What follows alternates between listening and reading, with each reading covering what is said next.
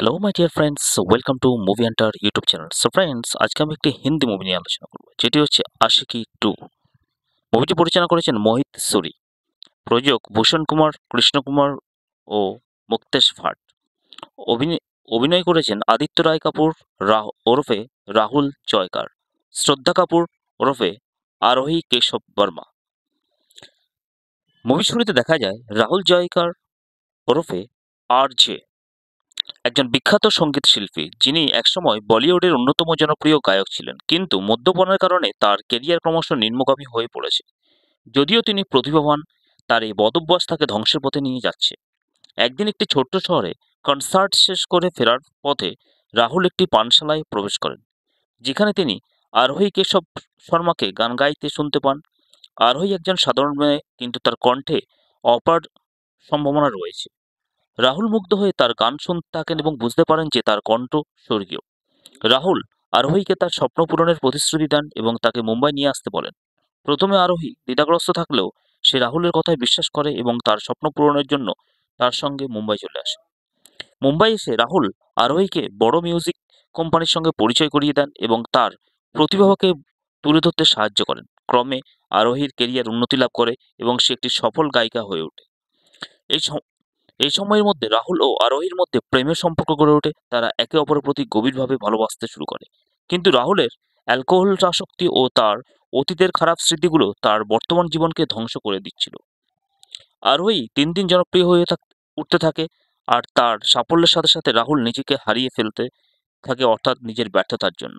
আরোহীর উত্থান এবং তার নিজের অতীতের দুঃস্বপ্ন তাকে মানসিকভাবে ভেঙে দেয়। সে আরো বেশি মদ পান করতে থাকে এবং একসময় সে প্রকাশ্য অনুষ্ঠানে মদ্যপ অবস্থায় অস্বাভাবিক আচরণ করে। এদিকে আরোহী রাহুলকে বারবার বোঝানোর চেষ্টা করে যে সে তার জন্য কেরিয়ার ছেড়ে দিতে প্রস্তুত, কিন্তু রাহুল তা মেনে নিতে পারে না। সে মনে করে আরোহীর স্বপ্ন ভবিষ্যৎ তার জন্য ধ্বংস হতে পারে, সে যা সে কখনো চায় না। একসময় রাহুল বুঝতে পারে যে তার পরিস্থিতি আরোহীর জীবনে কষ্ট বয়ে আনছে। সে সিদ্ধান্ত নেয় তাকে চলে যেতে হবে, কিন্তু সে চায় না যে আরোহী তার স্বপ্ন ত্যাগ করুক।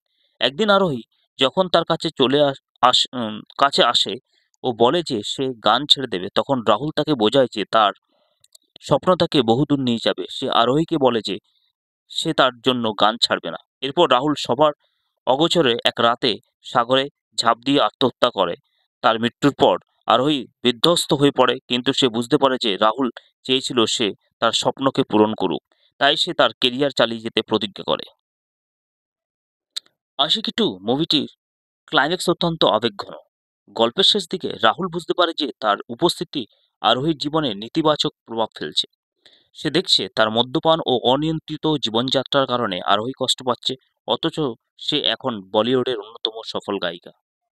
একদিন আরোহী রাহুলকে জানায় যে সে গান ছেড়ে দেবে, কারণ সে তার ভালোবাসা মানুষকে হারাতে চায় না। কিন্তু রাহুল এটা মেনে নিতে পারে না। সে বিশ্বাস করে আরোহীর প্রতিভা হারিয়ে যাওয়া উচিত নয়, কারণ সে সত্যিকারের অর্থের সঙ্গীত জগতের জন্য তৈরি। অন্যদিকে রাহুল নিজের দুর্বলতা ও অতীতের ব্যর্থতার ভার সহ্য করতে পারছিল না। তাই সে সিদ্ধান্ত নেয় একমাত্র উপায় হলো তার সরে যাওয়া। এক রাতের চূড়ান্ত সিদ্ধান্ত নেয়। রাহুল নিঃশব্দে বাড়ি ছেড়ে চলে যায় এবং এক সেতু থেকে সাগরে ঝাঁপ দিয়ে আত্মহত্যা করে। সকালে সংবাদ মাধ্যমে খবর ছড়িয়ে পড়ে প্রখ্যাত গায়ক রাহুল জয়কার মারা গেছেন। এই সংবাদ শুনে আরোহী বিধ্বস্ত হয়ে পড়ে। সে ছুটে আসে, কিন্তু ততক্ষণে সব শেষ।